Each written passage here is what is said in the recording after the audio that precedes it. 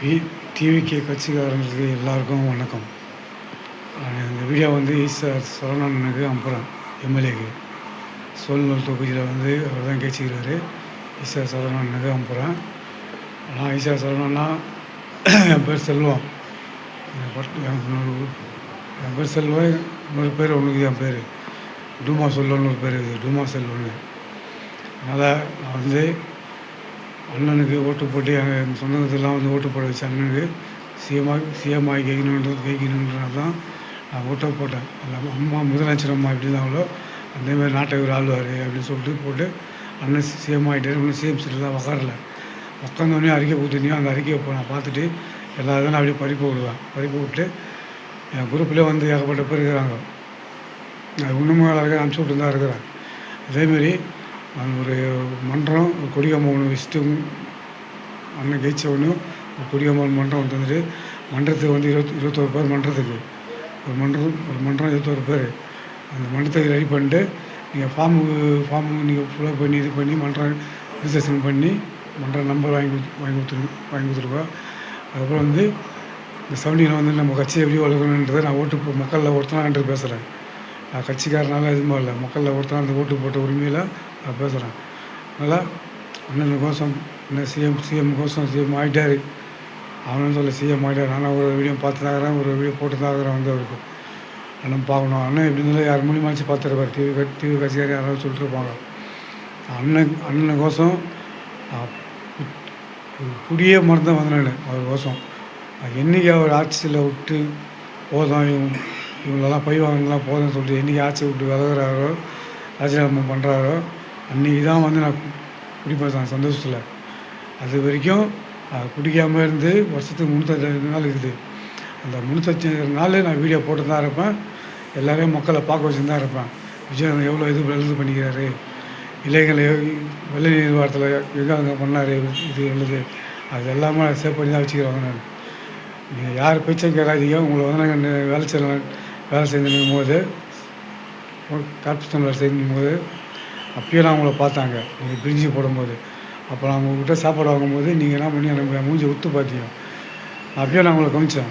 நம்மளை மூஞ்சி ஒத்து போகிற சொல்லி கவனித்தேன். அப்போ தான் வந்து இங்கே நான் விசாரிக்கும் போது எங்கள் தம்பிக்கு நீங்கள் வந்து ரொம்ப குலோஸ்ன்றதை என் தங்கச்சி சொன்னாங்க. சொல்லும் போது சரி அப்போ நான் வந்து டிவிகளை கட்சியில் சேர்ந்து நான் அவங்க கூட இருக்கிறேன். உங்கள் கட்சி நீங்கள் பார்த்து என் கட்சி நான் அவங்க கூட சேர்ந்து அந்த கட்சி அவங்க கூட சேர்ந்து அவங்க கூட இருந்துக்கிறாங்க அப்படின்னு சொல்லி வேகமாக இருக்கிறேன். சரிங்களா? அண்ணன் நாளைக்கு சேம் சீட்டில் உட்காரன்னு சொல்லி ஒரு அறிக்கை வந்தது.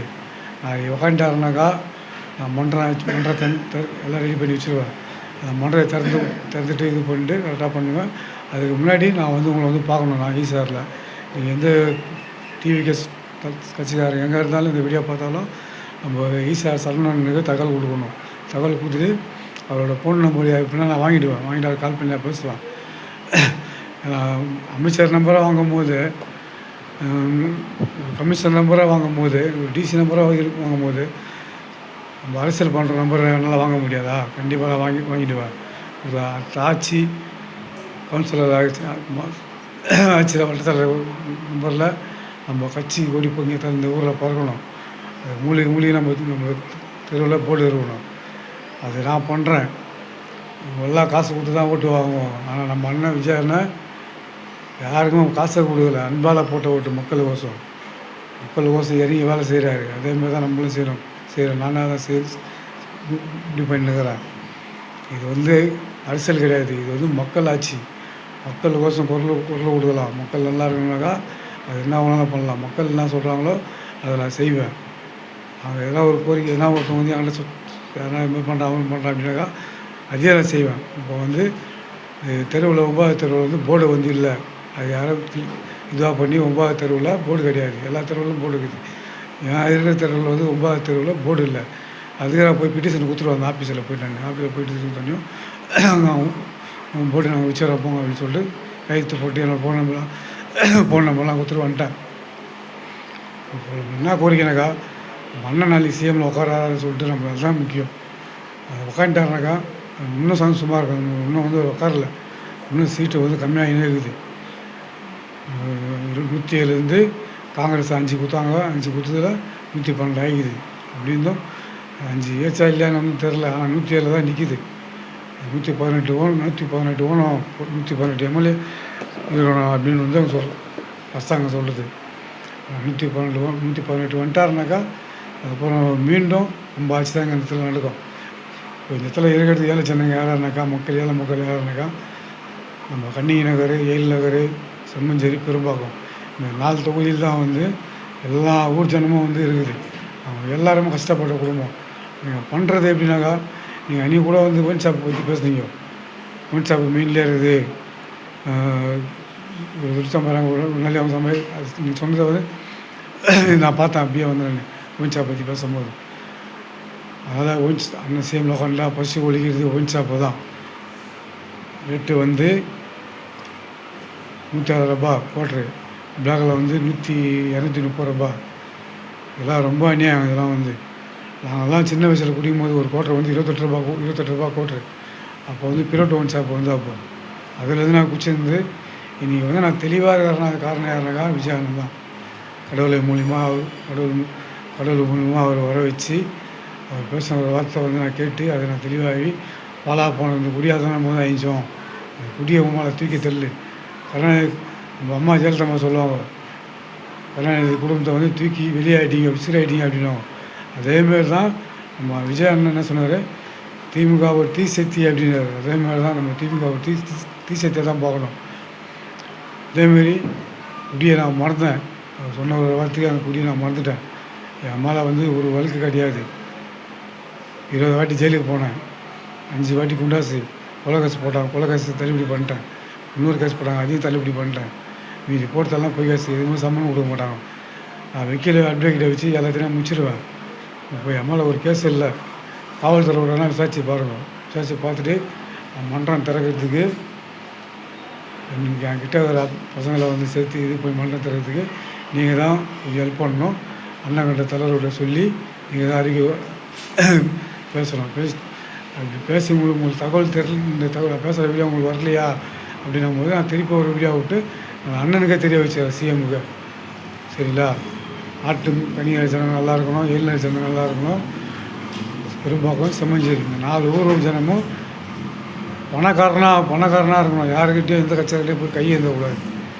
பொங்கலுக்கு கொடுப்பாங்க 100 ரூபா, 50 ரூபா, 20 ரூபா, 500 ரூபா பேண்ட்டு சட்டை அப்படின்னு கொடுப்பாங்க. அதெல்லாம் ஒரு பணமா? அதெல்லாம் ஒரு நாளைக்கு தாங்கம்மா வந்து அதெல்லாம் சொல்கிறேன். மெயின் இதுதான் ஒரு பாயிண்ட்டு. இதை வந்து நம்ம வந்து இது பண்ணணும். பொங்கல்னா மாரி பொங்கல் அது கொடுத்தாக்கா ஒரு குடும்பம் நல்லா இருக்கும். அப்படின்னு 100 ரூபா கொடுத்தீங்கன்னாக்கா, 50 ரூபா கொடுத்தீங்கன்னா, 20 ரூபா கொடுத்தீங்கன்னா 10,000. இதுதான் நீங்கள் பண்ணுற ஆட்சியம்மா. நான் போட்டேன் 10 வருஷமாக 20 வருஷமாக இந்த கட்சியை வளர்த்துட்டு 10 வருஷமாக ஓட்டு போட்டேன். மீனால நான் வெளியே இருந்ததுனால நான் ஓட்டு போட ஏரியாவில் வர வைக்கல வந்து அந்த போலீஸு. அதனால் 10 வருஷமாக இருந்து ஒரு வாட்டி எம்பி எலெக்ஷன் போட்டேன், 2 எம்எல்ஏ எலெக்ஷன் போட்டேன், ஒரு புதிய எலெக்ஷன் போட்டேன், முகஸ்டாலின் சார் போட்டேன். ஆனால் போட்ட அந்த கட்சி நான் ஏன் இருக்கிறேனாக்கா, என் குடும்பத்தில் 5 பேர் இறந்தாங்க. அவங்க இறந்ததுக்கு எந்த ஒரு ஸ்டெப்பும் எடுக்கலை, எந்த ஒரு உதவியும் பண்ணலை. நான் ஒரு 3 வாட்டி வெட்டு போட்டேன். எனக்கு சாவடியில் முடிவு பண்ணல, விட்டு போட்டேன். அதையும் நான் போயிடுச்சுன்னு கடவுளை என்னை காப்பாற்றி போயிடுச்சு. ஒரு மனிதனால் நிற்க வச்சுக்கிறார். அதேமாரி இன்னொன்று, எங்கள் அம்மாவோட பணம், எங்கள் அம்மா செத்தாங்க. அந்த பணத்தை நான் ஸ்டாலின் சார்கிட்ட வந்து பெட்டிஷன் கொடுத்தேன். அது எந்த ஒரு பதிலும் வரல. வராமல் அந்த அண்ணன் சிஎம் தளபதி தோசைப்பான விஜய் சிஎம் ஆகிட்டு சீட்டில் உட்காடுறாருனாக்கா நான் லெட்டர் எடுத்துன்னு வருவேன். லெட்டர் ஒரு எடுத்துன்னு வந்து அண்ணன்கிட்ட கொடுப்பேன். அண்ணன் கண்டிப்பாக வாங்கி கொடுப்பாருன்னு எனக்கு நம்பிக்கை இருக்குது. மக்கள் கோசம் அவர் வந்துக்கிறாருனாக்கா கண்டிப்பாக எனக்கு எங்கள் அம்மா செத்த பணத்தை வாங்கி கொடுப்பாருன்றது எனக்கு ஃபுல் நம்பிக்கை இருக்குது. எங்கள் அம்மா செத்த 1 வருஷம் கழிச்சு ரிட்டையர்டு. அது அந்த கேஸ் அந்த பணம் வராதுக்கு காரணம் யாருனாக்கா, கௌதம் மினிஸ்போர்ட்டுன்னு ஒருத்தர் இருக்கார். அவர் தான் காரணம். அவர் நம்பர் நான் வாங்கிடுவேன். கண்ட்ரோல் ரூம் ஃபோன் வச்சு அவர் நம்பர் வாங்கிடுவேன். என் அம்மா இந்த ஊரில் பொய் வழக்கு போட்டு கேஸ் யாருனாக்கா முன்சாமி இன்ஸ்பெக்டர் அவர் ஒன்று. அதுக்கப்புறம் இன்னும் பல இன்ஸ்பெக்டர்லாம் இன்னும் இருக்கிறாங்க. அவங்களாம் நான் பொறுமையாக வீடியோ பண்ணி அந்த தமிழ்நாட்டு ஃபுல்லாக தெரியப்படுத்துவேன். பொய் கேஸ் போட்டது எவ்வளோ தவறுன்றது அவங்க உணரணும். காவல்துறை யாருமே தான் பொய் வழக்க போடக்கூடாது. சரிங்களா, எங்கள் அம்மா செத்த சர்டிஃபிகேட் ஒட்டி தான் இருக்குது. அண்ணனுக்கு சிஎம் சார் தெரிய வச்சு இந்த பணத்தை எனக்கு எல்லா எம்எல்ஏங்களும் சேர்ந்து அவர்கிட்ட சொல்லி, எங்கள் அம்மாவோட சேர்த்து நீ ரொம்ப நான் கஷ்டப்படுறேன், சாப்பிட்றதுக்கே வழி இல்லாமல் ரொம்ப கஷ்டப்படுறேன் நான். அந்த பணத்தை வந்து நீங்கள் வாங்கி கொடுத்தீங்கன்னாக்கா அந்த பணத்தை வச்சு நான் ஒரு கோயில் ஒன்று கட்டலாம்னு முடிவு பண்ணி ஏசப்பா கோயில் ஒன்று கட்டலாம்னு முடிவு பண்ணிக்கிறேன். அது இடத்த அதுபோல் காவல்துறையோட பர்மிஷன் வாங்கிட்டு அந்த இடத்துல கோயில் ஒன்று கட்டிடுவேன். ஏன்னா தெய்வம் இல்லாமல் வந்து நம்ம வாழ முடியாது. நம்ம ஏதாவது கஷ்டம் நஷ்டம் எதுனாக்கா நம்ம முறையிறது அந்த தெய்வத்துக்கிட்ட தான். நான் உண்மையாலுமே அந்த ஏசப்பாவை ஒரு தெய்வமாக தான் நினச்சினுக்கிறேன்.